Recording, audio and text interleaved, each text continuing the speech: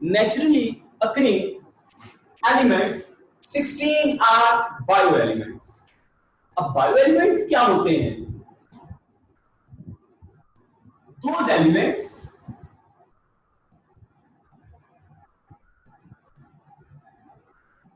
which are found in compounds of living organisms. ऐसे elements जो उन कंपाउंड्स में आपको मिलते हैं जो लिविंग ऑर्गेनिज्म के अंदर होते हैं, या those elements which are involved in the formation of compounds by which organisms body are made. वो एलिमेंट्स जो उन कंपाउंड्स में पाए जाते हैं जिनसे जो ऑर्गेनिज्म की बॉडी है वो बनती है, उनको हम किसका नाम देते हैं? बायो एलिमेंट का नाम देते हैं. तो ये बायो एलिमेंट्स की डेफिनेशन तो मैंने बता दी आप लोगों को. और दूसरी बात ये कि ऑब्जेक्टिव के लिए आप लोगों ने याद रखना है कि नेचुरली अकरिंग कितने हैं? 92 एलिमेंट्स हैं, लेकिन जस्ट 16 जो है ये बायो एलिमेंट्स हैं. बायो एलिमेंट्स जो कि ऑर्गेनिजम्स के अंदर पाए जाते हैं. अब ये जो बायो एलिमेंट्स हैं इनकी आगे से फर्दर क्लासिफिकेशन है.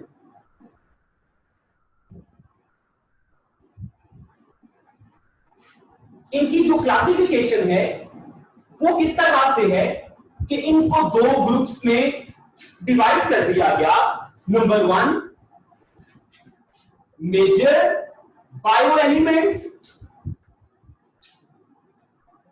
Number 2 minor bio elements.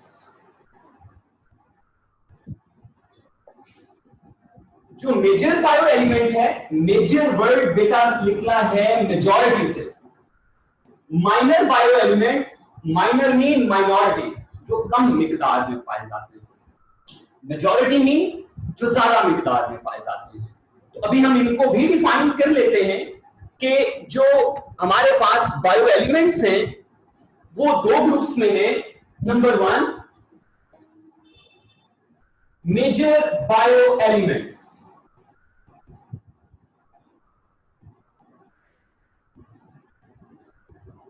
Major bio elements इनको डिफाइन कर लेते हैं. Those bio elements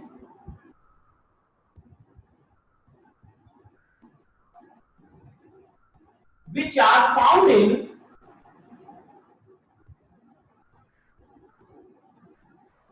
large quantity.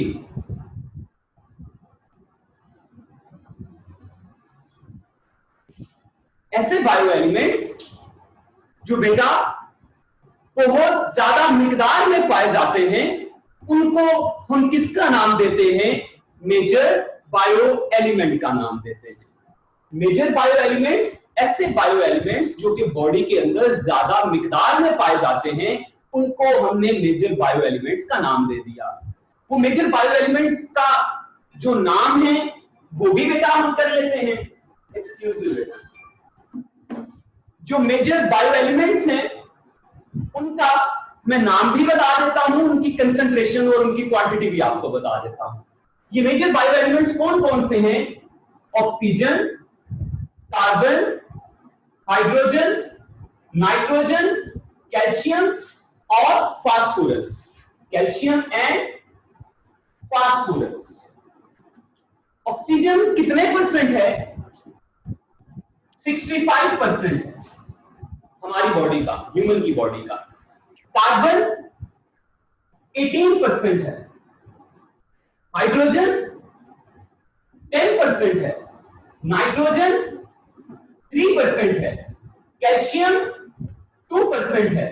Phosphorus 1% है. तो ये हमारे पास टोटल 6 मेजर बायो एलिमेंट्स हैं. मेजर बायो एलिमेंट्स की तादाद कितनी है? 6. टोटल कितने हैं? 16. 16 में से 6 जो है वो मेजर बायो एलिमेंट है। इसका मतलब है बाकी हमारे पास 10 बच गए जो कि माइनर बायो एलिमेंट्स हैं। ये 1 मिनट है बेटा आपके पास, ये जरा परसेंटेज याद करें पहले, मैंने अभी सुननी है आप लोगों को। शाबाश, 1 मिनट का गैप लेते हैं, करें जरा जी।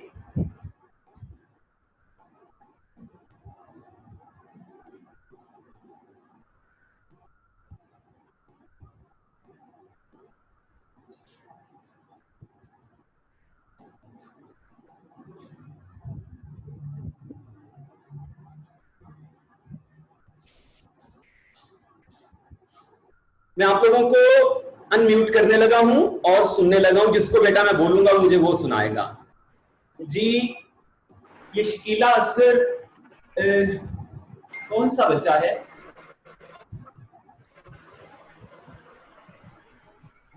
सहर बेटा आप सुनाइए। यस सर, कौन से सबके सुनाऊं? जी बेटा, ये 6 के 6 सुनाएं। Oxygen 65%, carbon 18%, hydrogen 10%, nitrogen 3%, calcium 2% and phosphorus 1%। Very good, very good. और अदीन आई थिंक सुनाना चाहती हैं। अदीन बेटा सुनाइए। सर ऑक्सीजन 65% और उसके बाद कार्बन 18%, हाइड्रोजन 10%, नाइट्रोजन 3%, कैल्शियम हमारे पास होता है 2% और फास्फोरस 1%। चलें, शाबाश। अब हम जो दूसरा ग्रुप है ये तो हो गया मेजर, अब हम करते हैं माइनर बायो एलिमेंट्स। वो भी अभी हमने परसेंटेज याद करनी है। ये बड़ा इंपॉर्टेंट शॉर्ट क्वेश्चन है कि आपने डिफाइन करना है बायो एलिमेंट्स को। ये हम डेफिनेशन लिखेंगे, फिर हम इसकी क्लासिफिकेशन बताएंगे, फिर मेजर बायो एलिमेंट को डिफाइन करके ये लिख देंगे, फिर उसके बाद माइनर बायो एलिमेंट्स की तरफ आएंगे। ठीक है, तो मैं इसका स्क्रीनशॉट लेना चाहते हैं तो बेटा ले ले। मैं फिर माइनर बायो एलिमेंट्स की जो है लिस्ट बेटा वो लिखने लगा।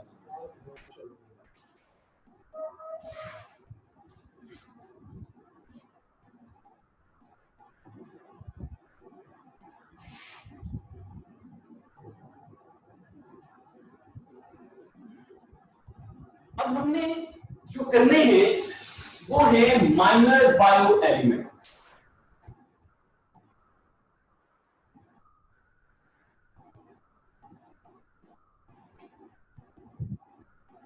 टोटल 16 है, 16 में से 6 मेजर बायो एलिमेंट हैं, तो माइनर बायो एलिमेंट्स की तादाद कितनी बच गई?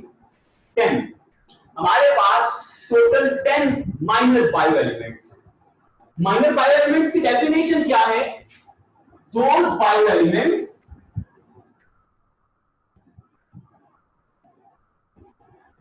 which are found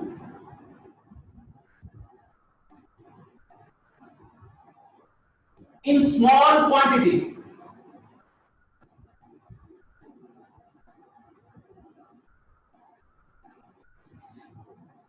ऐसे बायो एलिमेंट्स जो कि कम मिकदार में पाए जाते हैं वो क्या कहलाते हैं? Minor bio elements. तो माइनर बायो एलिमेंट्स के नाम कौन कौन से हैं और उनकी परसेंटेज क्या क्या है? नंबर 1 पोटाशियम 0.35%, फिर सल्फर 0.25%, फिर आ गया सोडियम 0.15%, क्लोरीन 0.15%, फिर उसके बाद मैग्नीशियम 0.05%, फिर आ गया आयरन 0.004%। आयरन कितना है? 0.004%। फिर उसके बाद कॉपर, आयोडीन, मैंगनीज और जिंक, ये 4 बच गए। ये चारों के चारों क्या हैं? Trace bio element. ट्रेस का मतलब ये है पाए तो जाते हैं लेकिन बड़ी मुश्किल से देखने में मिलते हैं। ट्रेस करने का मतलब क्या है कि वो एक छोटा सा कोई भी ऑब्जेक्ट है उसको ढूंढ के लाओ, ढूंढना पड़े जिसको। तो तो ये कॉपर, आयोडीन, मैंगनीज और जिंक इतनी कम मिकदार में पाए जाते हैं कि इनको ढूंढना पड़ता है, लेकिन पाए जाते हैं। अगर मैं इन सब परसेंटेज को इकट्ठा करूं तो ये तकरीबन 1% बनते हैं हमारी बॉडी के वेट का। लेकिन अगर हम जो मेजर बायो एलिमेंट्स ढूंढने पड़े हैं, तो मेजर बायो एलिमेंट्स में देखिए ऑक्सीजन 65%, हाइड्रोजन 18%, कार्बन 10%, फिर उसके बाद नाइट्रोजन 3%, 2% कैल्शियम, 1% फास्फोरस, ये तकरीबन 99% बनता है। हमारी बॉडी का अगर फॉर एग्जांपल किसी एक बॉडी का, ह्यूमन बॉडी का वेट 100 केजी है, तो समझ लें उस ह्यूमन बीइंग का 99 केजी जो वेट है वो 6 बायो एलिमेंट्स की वजह से। कौन कौन से? Oxygen, carbon, hydrogen, nitrogen, calcium and phosphorus. और जो उस बॉडी का 8 केजी वेट है वो किसकी वजह से है? ये 10 बायो एलिमेंट्स की वजह से है, जिनको हमने माइनर बायो एलिमेंट का नाम दिया। वो कौन कौन से हैं? Potassium 0.35%, sulphur 0.25%, sodium 0.15%, chlorine 0.15%, magnesium 0.05%, iron 0.004%। ये हमारे पास परसेंटेज में है। और ये 4 के 4 कौन से हैं? Trace element, copper, iodine, manganese और जिंक। ये हमारे पास ट्रेस एलिमेंट हैं और ये थोड़ी बहुत परसेंटेज में हमको नजर आते हैं। तो ये बेटा हमने बायो एलिमेंट्स के बारे में कर लिया। अब जो मैं आपको पढ़ा चुका हूं बायोलॉजिकल ऑर्गेनाइजेशन लेवल, तो जो उसकी मेन डेफिनेशंस और एग्जांपल्स थी पेपर पॉइंट ऑफ व्यू से बेटा भी हमने वो कर ली है। जब लाइव क्लासेस इंशाल्लाह होंगी वहां पे कुछ रीडिंग वाला काम भी करना पड़ेगा, तो मैं आपको वहां पर वो रीड करवाऊंगा। अभी आप जंप करें और आ जाएं लिविंग वर्ल्ड इन स्पेस पर। आप अपनी बुक को देखें, लिविंग वर्ल्ड इन स्पेस, वो वाला टॉपिक निकाल लें। वो आपको नजर आएगा इकोसिस्टम के बाद, बायोस्फीयर के बाद, क्योंकि हमने बायोलॉजिकल ऑर्गेनाइजेशन लेवल का सारा स्केच ले लिया है।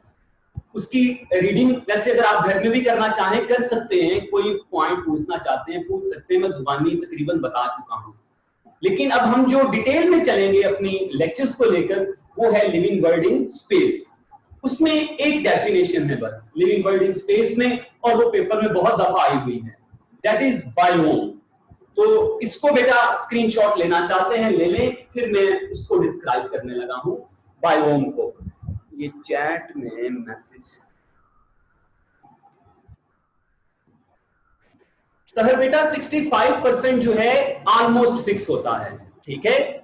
मतलब 65 से थोड़ा बहुत कभी ज्यादा हो जाता है, कभी कम हो जाता है, लेकिन जो नॉर्मल एक कंडीशन है हम उसकी बात कर रहे हैं, ठीक है। तो हम जब भी बोर्ड पर कोई परसेंटेज लिखेंगे, अपने लेक्चर में जिक्र करेंगे, तो याद रखिएगा वो नॉर्मल वैल्यूज को, एवरेज वैल्यूज को रिप्रेजेंट करता है। अगर कंडीशन एबनॉर्मल है, फॉर एग्जांपल हम कहते हैं जी इसको आयरन की कमी है, इट मीन उसकी बॉडी के अंदर 0.004% आयरन मौजूद नहीं है, लेकिन एक हेल्दी पर्सन के अंदर 0.004% मौजूद है, तो हम नॉर्मल कंडीशन को पढ़ेंगे। जब डिजीज कंडीशन आएंगी हम उसको स्पेशली डिजीज कंडीशन के हवाले से पढ़ेंगे, ओके। तो अब हम जो पढ़ने लगे हैं that is living world in space. इसका स्क्रीनशॉट ले लें आप लोग।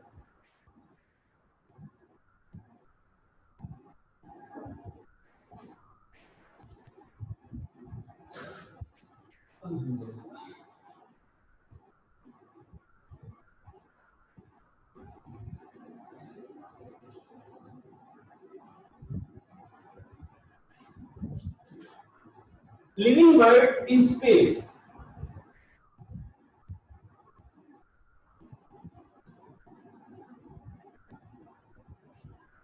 पहली बात ये कि इस स्पेस का मतलब क्या है।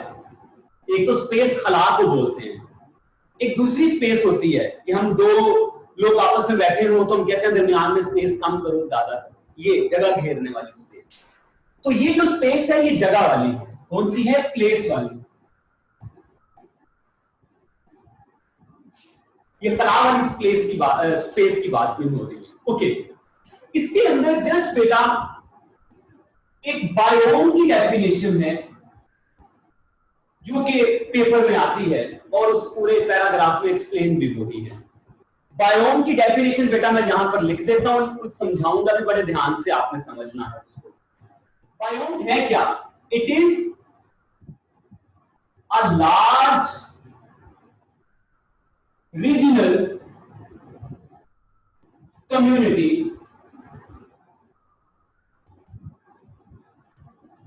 primarily determined by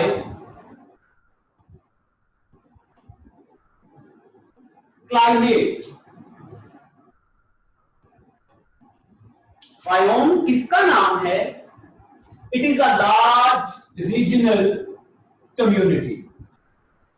पहला स्टेप ये है कि बायोम एक बहुत बड़ी कम्युनिटी का नाम है, एक इलाकाई कम्युनिटी का नाम है। कम्युनिटी होती क्या है? एक फिक्स एरिया में होती है, पर्टिकुलर एरिया में होती है।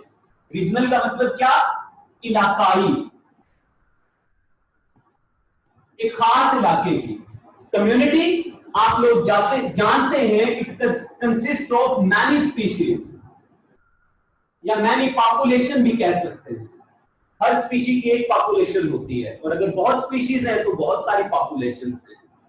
तो एक हम जिस एरिया में भी रहते हैं वहां पर कम्युनिटी रहती है, क्योंकि एक जैसे जानदार नामुमकिन है, बहुत सारे जानदार वहां पर एक दूसरे के साथ इंटरेक्ट करते हैं। तो it is a large regional community, ये एक बड़ी इलाकाई कम्युनिटी का नाम है। प्राइमरीली डिटरमिन्ड बाय क्लाइमेट, और वो बुनियादी तौर पर किससे पहचानी जाती है? क्लाइमेट। क्लाइमेट किसको बोला जाता है? आबोहवा। What is the difference between weather and climate? मैं आपको खुद से बता देता हूं। क्लाइमेट बोला जाता है पूरे ईयर में पाए जाने वाले जो मौसम है उसको क्लाइमेट कहा जाता है। अगर कोई आपको ये कहे कि what is the climate of Pakistan, तो आपका आंसर ये नहीं होना चाहिए इट्स समर। नहीं, क्लाइमेट का मतलब है कि उसके क्वेश्चन पूछने का मतलब ये है कि पाकिस्तान में टोटल कितने मौसम हैं। आप कहेंगे कि the climate of Pakistan consist of summer, autumn, spring and winter. और अगर मैं आपसे पूछूं what is the weather of the Pakistan, तो आपने मुझे प्रेजेंट कंडीशन बतानी है। आपने कहना टुडे इज वेरी हॉट, आज बहुत गर्मी है, समर सीजन चल रहा है। तो क्लाइमेट क्या है? जो ईयर्स आफ्टर ईयर्स चलता है। एक कम्युनिटी जो है वो वेदर पे डिपेंड नहीं करती, वो किसके ऊपर डिपेंड करती है? क्लाइमेट के ऊपर। अब इसको मैं समझाने लगा हूं, थोड़ा बेटा ध्यान से सुनना है। It is a large regional community. Biome क्या है? एक बड़ी कम्युनिटी का नाम है, प्राइमरीली डिटरमिन्ड बाय क्लाइमेट, और उस कम्युनिटी को डिटरमाइन कौन करता है? क्लाइमेट। कैसे? अब मैं आपको एक सपोज करवाता हूं। इमेजिन करें कि मैं आपको कहता हूं कि बेटा एक क्लाइमेट है, बहुत गर्म है, वहां पे हमेशा गर्मी रहती है। नंबर 2, मैं आपको कहता हूं वहां पर बारिश ना होने के बराबर है, वहां पर पानी की सप्लाई ना होने के बराबर है। तो जब आपको मैंने सिर्फ अभी क्लाइमेट बताया है, अब क्लाइमेट आपने इमेजिन कर लिया, बहुत सारे बच्चों के जहन में डेजर्ट कंडीशन आई होगी कि बहुत ज्यादा गर्मी और पानी की शदीद किल्लत सहराई इलाकों में। ओके, सिर्फ मैंने क्लाइमेट बताया। अब अगर मैं कहूं कि बहुत ज्यादा गर्मी है और पानी की कमी है, तो बताइए मुझे, क्या वहां पर उस कंडीशन में ज्यादा दरख्त लग सकते हैं? इम्पॉसिबल। ग्रासेस ग्रो कर सकते हैं? इम्पॉसिबल, कि वहां पर इतनी तो पानी की सप्लाई नहीं है। ग्रासेस को तो बहुत सारा पानी रिक्वायर है। तो क्लाइमेट बता रहा है कि यहां पर ग्रासेस नहीं लगेंगे। ग्रासेस नहीं होंगे तो क्या वहां पर गॉट, शीप, ज़ेब्रा, जिराफ जैसे एनिमल्स होंगे? कतई नहीं होंगे। क्यों? क्योंकि वो बड़े बड़े हर्बीवोर्स हैं, उनको ज्यादा मिकदार में खाने की जरूरत है, जबकि यहाँ पर ग्रास ग्रो ही नहीं कर रहा। फिर अगर हर्बीवोर्स नहीं है तो कार्निवोर्स भी नहीं है। तो इट मीन एक क्लाइमेट एक मौजूदा इलाके की जो कम्युनिटी होती है उसको डिटरमाइन करता है। बात समझ आ गई? तो क्लाइमेट ही डिटरमाइन करता है कि एक इलाके में कम्युनिटी कौन सी होनी है। क्लाइमेट का जो डायरेक्ट इफेक्ट होता है बेटा, वो किसके ऊपर होता है? वो होता है वहां पर मेजर काइंड ऑफ प्लांट्स।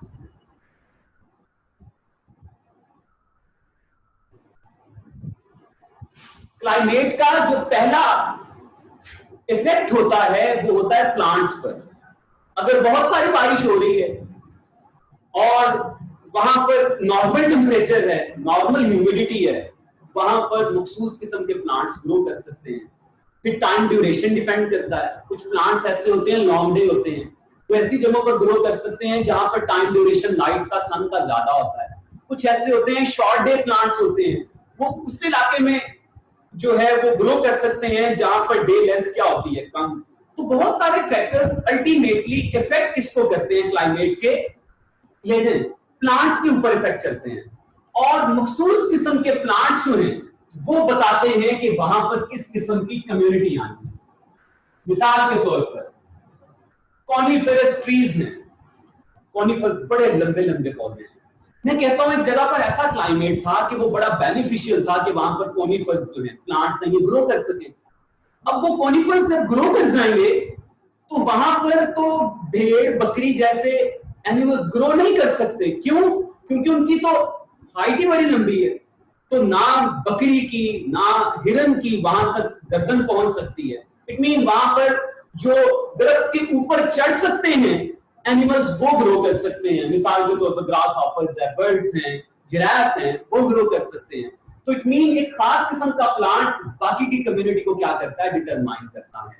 तो ये मैंने एक्सप्लेनेशन दी है बायोम की।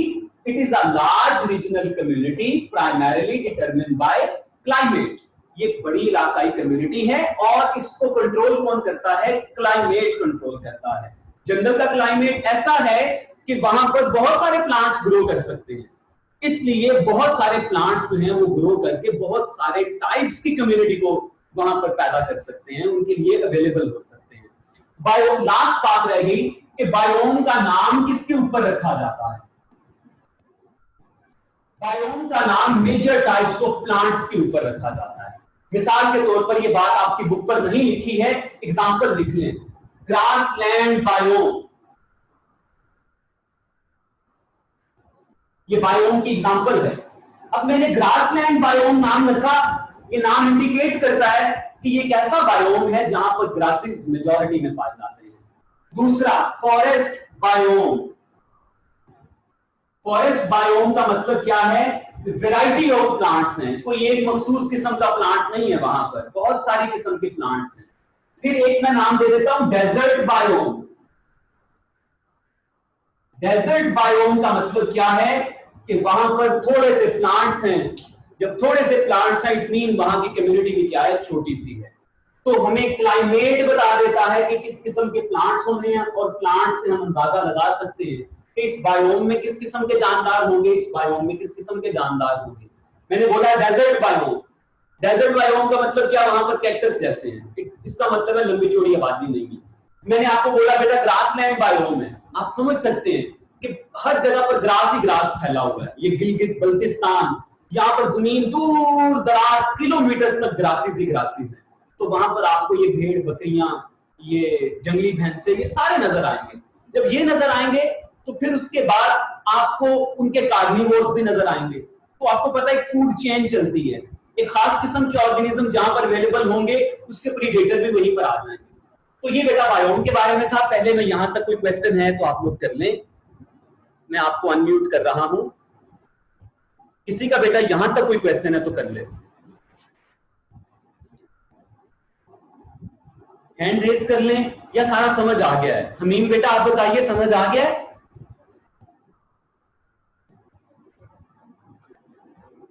ओहो, मुझे लगता है मैंने म्यूट वाली ऑप्शन नहीं क्लिक की। हमीम बेटा समझ आ गया? सर समझ आ गया सारा। की बात है। चलिए नेक्स्ट बेटा है लिविंग वर्ड इन टाइम। सिर्फ इसके अंदर मैं अभी 2 डेफिनेशंस करवा रहा हूं, बाकी इंशाल्लाह कल करेंगे। वो जरूरी है। लिविंग वर्ड इन टाइम, सिर्फ उसका एक आप कह लें कि स्केच ले लें कि उसमें हमने पढ़ना क्या है। इसका स्क्रीनशॉट ले लें बेटा। आपको समझ आ रहा है? तो वो ओके करना चाहिए। Very good. डेफिनेशन याद करनी है कल आपने। आपने कहा कि ट्रेस है बस जी तो ये जो से आयोडीन सॉल्ट्स होते हैं इसमें आयोडीन प्रेजेंट होती है तो वो अगर ट्रेस है मतलब वो थोड़ी मिकदार में कितनी मिकदार में को कैसे मिलती है जितने मतलब ज्यादा सॉल्ट्स होते हैं जितने के फैट्स होते हैं आपने अपनी बॉडी की जो फॉर्मेशन है ना वो रखनी होती है। जो एक्स्ट्रा आयोडीन होगी वो अनडाइजेस्टेड फॉर्म में बॉडी से रिलीज हो जाएगी। ठीक है, हमारी बॉडी का एक खास बैलेंस है, इसलिए उसको मेंटेन रखना है। अब आप सेकेंड ईयर में पढ़ेंगे, आयोडीन में इजाफा भी हो जाता है, वो भी बीमारी की वजह बनता है। कमी हो जाए तब भी वो थायराइड ग्लैंड्स आपने लफ्ज पढ़ा है, तो आयोडीन का ताल्लुक ही थायराइड ग्लैंड से है, थायरॉक्सिन, फिर उसके बाद T3 T4 हार्मोन्स हैं। तो वो नॉर्मल कंडीशन में ट्रेस ही है, ज्यादा हो जाएगी तब भी बीमारी है, कम हो जाएगी तब भी बीमारी।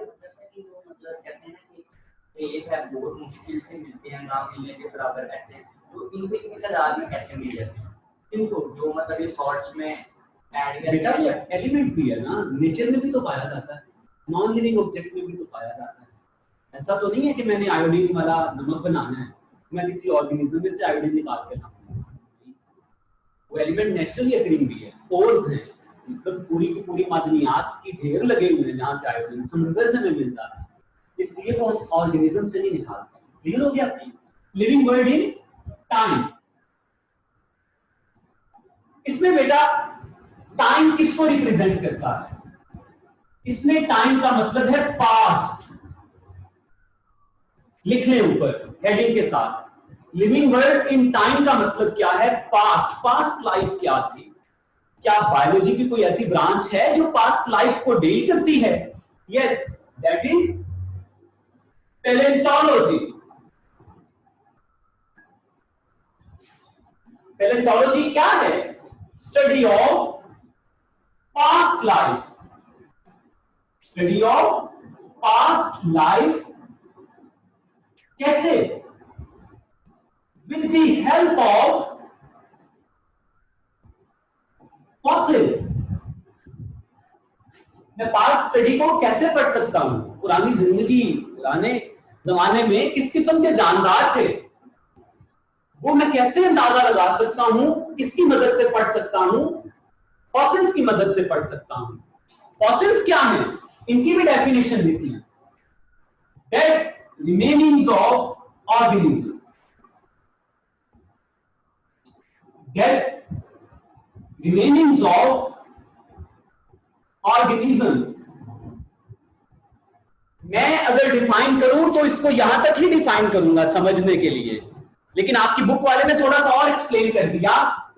That remainings of organisms that are preserved in the rocks.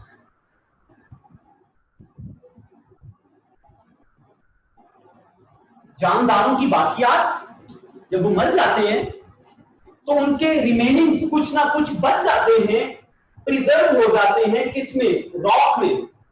तो ये अगर कोई हमें पुराने ऑर्गेनिज्म की रिमेनिंग मिले, उसको हम किसका नाम देते हैं? फॉसिल का नाम देते हैं। लाजमी नहीं है हर जानदार का फॉसिल बने, कईयों का नहीं बनता। सॉफ्ट बॉडीड जितने भी इनवर्टिब्रेट्स हैं, इनके फॉसिल बड़े मुश्किल से मिलते हैं। इनके फॉसिल हमें मिलते हैं ऑयल में या स्नो में, क्योंकि ऑयल ऐसी कंडीशन है, अगर एक कीड़ा मैं ऑयल में फेंक दूं तो वो काफी देर तक प्रिजर्व रहता है। वो साल सदियों के बाद भी मुझे उसके फॉसिल वहां पर मिल सकते हैं अगर कोई और लाइफ वहां पर मौजूद नहीं है। इसी तरह से मैं आपको एक मिसाल देता हूं। जब हम यूनिवर्सिटी में पैलेंटोलॉजी पढ़ रहे थे तो वहां पर मैंने एक एग्जांपल पढ़ी थी। उस ऑर्गेनिज्म का नाम था वुली मैमथ। ये सिर्फ एक्स्ट्रा नॉलेज है, आपने पेपर में नहीं लिखना बेटा, सिर्फ समझने के लिए। वुली मैमथ ये बिल्कुल एक गैंडे के जैसा एनिमल था, ये एक्सटिंक्ट हो चुका है। इसका कोई हमें 10,000 साल पुराना फॉसिल मिला था बर्फ में से।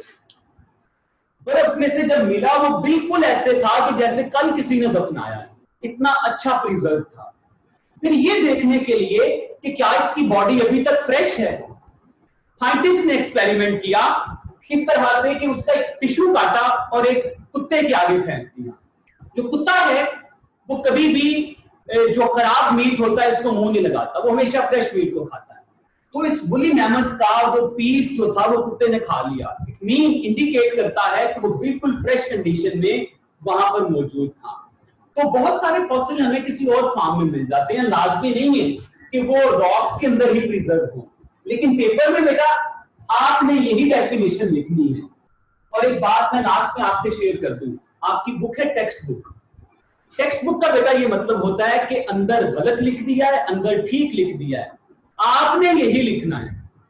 अगर मैं आपको कोई करेक्शन बताऊं जो कि छोटी मोटी है, फॉर एग्जांपल ब्लेंडर है, तो ब्लेंडर में मैं आपको बोलूंगा कि आपने जो बात मैंने बताई है वो लिखनी है, लेकिन जो बातें इनके अलावा हैं, जैसे मैं आपको फॉसिल की कोई और डेफिनेशन लिखवा दूं, आपने वो नहीं लिखनी पेपर में, आपने यही लिखनी है, dead remainings of organisms that are preserved in the rocks. वो यूनिवर्सिटी लेवल होता है जिसमें कहा जाता है कि आपको कंटेंट्स दे दिए गए हैं, अपनी मर्जी से जहां से मर्जी डाटा ला के लिखें, होना ठीक चाहिए।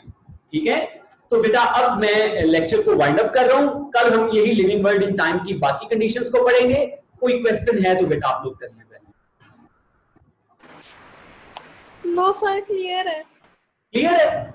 चले ठीक है बेटा, यस सर, लेक्चर क्लियर है आपका। चले ठीक है बेटा, स्टेबलेस स्टेबलेस, अल्लाह हाफिज। सर स्क्रीनशॉट बेटा ये ले लें स्क्रीनशॉट।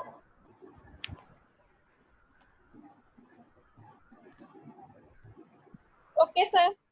बेटा अल्लाह हाफिज।